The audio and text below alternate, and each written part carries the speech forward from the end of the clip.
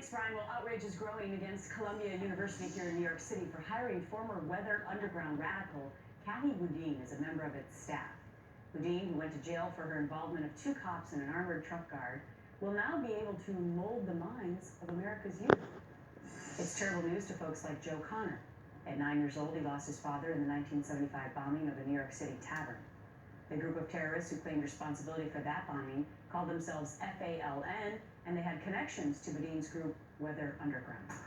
Joe Connor joins me this morning. Good to see you, Joe. Thanks, Gretchen. Thanks for having me. I'm sure it's still tough to look at those pictures of the family together. It is. It's hard to see it, but I'm grateful to see my dad's face again, and that's really what a lot of the motivation has been. Never let him be forgotten. Mm-hmm. And before we start, I just want to mention the names of those 3 men who were killed: Officer O'Grady, Page, and Waverly Brown. They should not be forgotten either. All right. Well, thank you so much for doing that. When you hear the news that Columbia University is hiring this woman who is responsible for the deaths of 3 other people, Yes.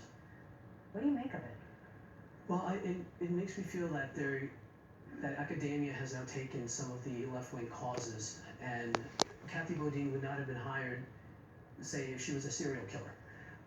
There's no doubt about it. There's a connection between her left-wing background, her radicalism, and the people at Columbia who wanted that kind of celebrity, that kind of person in their school. And it's very disturbing that she would be put in front of really impressionable kids. Yeah, it's so interesting because we had a lot of discussion about Bill Ayers, Right. Who was also associated with this group, and Yes. and he's being seen as a quote respected member of academia as well. Yeah. So what does that say about society? And number 2, do parents even realize that potentially these could be the instructors their kids are being put in front of? Well, I don't think they realize. I think that's a great point. I don't think they know, and they put someone like Bill Ayers, who now is, I think, at Minnesota State. You have Kathy Boudin, you've had Susan Rosenberg, you've had all these various people who have had jobs in colleges, and now they're respected.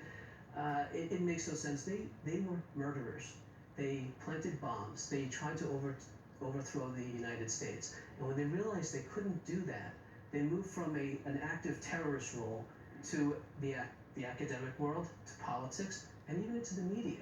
So we see this movie coming out this week from Robert Redford about the Weather Underground, and from what I understand, I haven't seen it yet. No one has, but it seems like it's romanticizing their attacks and their murders, and it's a dangerous involvement of these people to mold people's minds and make people whitewash their background. Really, it's a trend. It's undeniable.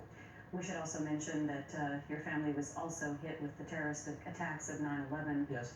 That your father's godson was also killed. Yes. My father's godson, Steve Schweig, was killed on 9/11. My father was killed by the FALN back in the 70s. And I was in the World Trade Center that morning and saw the planes hit. So we've been affected by both sides. And some of the same things that went on back in the 70s are happening now with the Islamic terrorists, where they are becoming CARE and all these other groups are becoming respected parts of our society, but you're never quite sure where they're going with this. Well, you know firsthand what it felt like to be the son who lost his dad. Yeah. But the message, I think, today is for parents to be a little bit more aware of who may be teaching their kids as well. We need to know. Joe Connor, thanks for your time. Thank you, Gretchen. Well, we reached out to Columbia University for a statement. The school did not respond to our request. Coming up on